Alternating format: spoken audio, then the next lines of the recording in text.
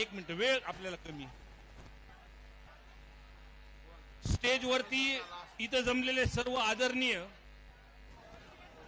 आपल्या सर्वांचे लाडके आदरणीय मनोज दादा,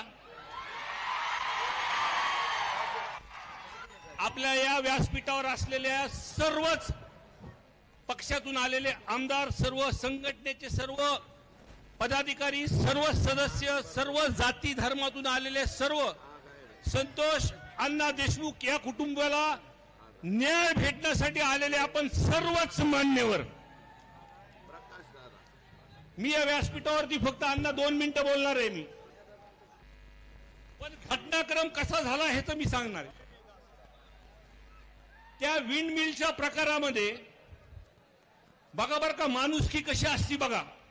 तो जो वॉचमन होता तो बौद्ध समाजाचा होता, संतोष अण्णा देशमुख हा मराठा समाजाचा होता.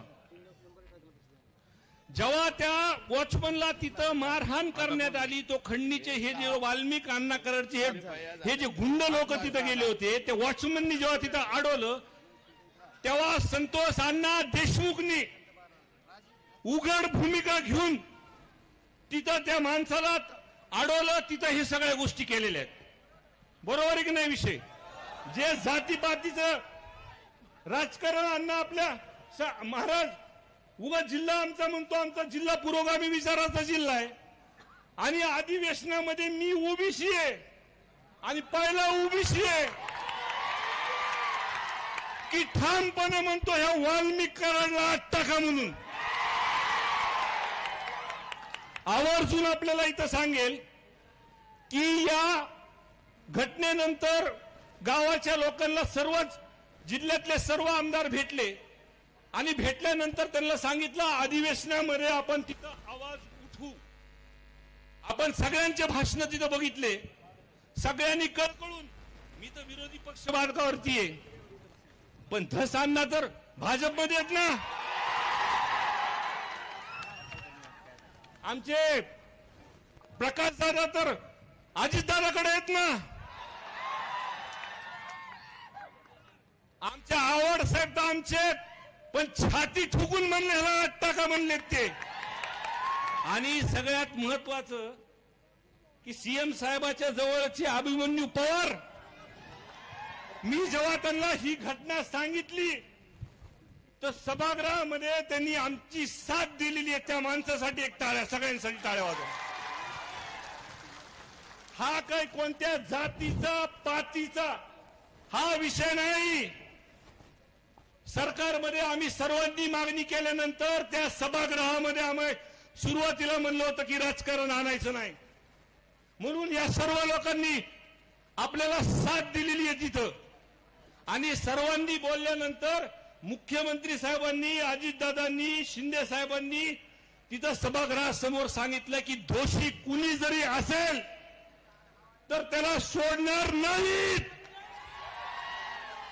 आमचं एक आमदार म्हणून, लोकप्रतिनिधी म्हणून बारीक लक्ष अण्णा, तुम्ही ज्या सभागृहामध्ये ज्या पद्धतीने तुम्ही तिथं बोललात, अजून 5 मिनिटं जर अण्णा जर तिथं बोलले असते तर सभागृह ढसढस रडलं असतं तिथं.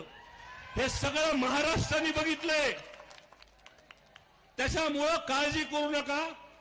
ह्या ज्या माणसांनी, पवार साहेब, अभिमन्यू पवार साहेब, तुम्हाला मी म्हणलं होतं लोकांमध्ये रोष आहे, लोकात शांतता आहे, पण जेव्हा मोर्चा निघेल तुम्हाला दिसेल ह्या कोणता जातीपातीचा मोर्चा नाहीये. ह्याच्यामध्ये हिंदू, मुस्लिम, बौद्ध, 18 पगड जातीचे लोक सगळे या मोर्चामध्ये. एक माणूस आपल्याला गेलेला आहे, आपल्या घरचा माणूस गेलेला आहे, तिला न्याय देण्यासाठी इथं जमलेले आहेत साहेब. आणि ज्या पद्धतीने सभागृहामध्ये सरकारच्या माध्यमातून घोषणा झाली, एसपी साहेबची बदली झाली, ह्या 2-4 दिवसामध्ये कडक कारवाई होती, हे पण प्रामाणिकपणे आम्ही सांगतो.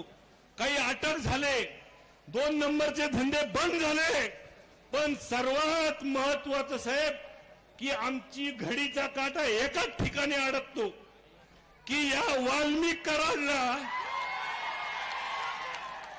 त्याला फक्त त्या खंडणीच्या गुन्ह्यामध्ये अजून अटक नाही. आवड साहेब, दुसरी गोष्ट त्याचं कनेक्शन डायरेक्ट लागतंय त्या खंडीमुळे 302 मध्ये 19 दिवस झाले अजून सुद्धा त्याला एका गुन्ह्यामध्ये अटक नाही आणि दुसऱ्या गुन्ह्यामध्ये तुम्हाला सांगतो अजून त्याचं 302 मध्ये कट कारस्थान नेमलेलं आहे, त्याचा तपास होत नाही. बाकीच्या गोष्टी आहेत. आणि मी जेव्हा मतदारसंघातला दौरा केला दसांना आणि दादा, तेव्हा लोकांकडून ही मागणी आली की ह्यांना या वाल्मिकांना संरक्षण हे जे आहे धनंजय मुंडे साहेबांचं आहे. माझी प्रमुखपणे मागणी आहे की एक मला बोलून द्या व्यवस्थित. एक तर या केसमध्ये 302 मध्ये कट कारस्थानमध्ये त्याचं नाव आलं पाहिजे, वाल्मिक कराडला अटक झाली पाहिजे, ही केस अंडर ट्रायल चालली पाहिजे, ही फास्ट ट्रॅकवर चालतात म्हणून सरकारने जाहीर केलंय तोपर्यंत धनंजय मुंडे साहेबांचा राजीनामा घेतला पाहिजे. हीच आमची कळकळीची विनंती आहे. साहेब, आमचं काही राजकारण नाही. आज त्यांच्या कुटुंबाला भेटल्यानंतर खूप काही गोष्टी सांगितल्या की खंडीमुळे तिथं हे सरपंच गेला होता, पण खरी परिस्थिती आज आमच्यावर सुद्धा आरोप होता ते की आम्ही राजकारण ह्याच्यामध्ये आणतोय. पण आम्ही राजकारणात त्यांच्या घरी जर गेलो साहेब, अजून सुद्धा पत्र्याचे घर आहेत आणि पावसाळ्यात अजून सुद्धा गळत येते घर. म्हणून आमची प्रामाणिकपणे विनंती आहे, आपल्याला मोर्चापर्यंत थांबायचं नाही. जोपर्यंत ह्यांना न्याय ह्यांच्या कुटुंबाला भेटत नाही, कायमस्वरूपी धसांना प्रकाश दादा, तुम्ही सत्तेमध्ये तुम्ही सगळेजण हे वाढून देऊ नका. हा प्रकार आमची कळकळीची विनंती आहे. आणि आवर्जून सांगेल की गुन्हा ज्या दिवशी एखादा खोटे गुन्हे आमच्यावरती लोक दाखल होते, ती म्हणजे चॉकलेटच्या आले खालचे तेव्हा अंगार कुटुंबियावरती एका महिन्यात 200-300 7 आणि 1 अॅट्रॉसिटी. आणि त्या दिवशी सुद्धा तुम्हाला सांगतो 12 तास उशीर लागला, पण आमचे वाघ मनोज दादा तिथं रस्त्यावर बसल्यानंतर त्यांना गुन्हा दाखल तिथं करावा लागला. आणि अशाच आम्ही जरी सगळ्या वेगळ्या विचाराचे भूमिकेचे सगळ्या वेगळ्या पक्षात जरी असलो, पण ह्यांना न्याय देण्यासाठी आम्ही एकत्र येऊ एवढंच या ठिकाणी सांगतो आणि माझे 2 शब्द संपवतो.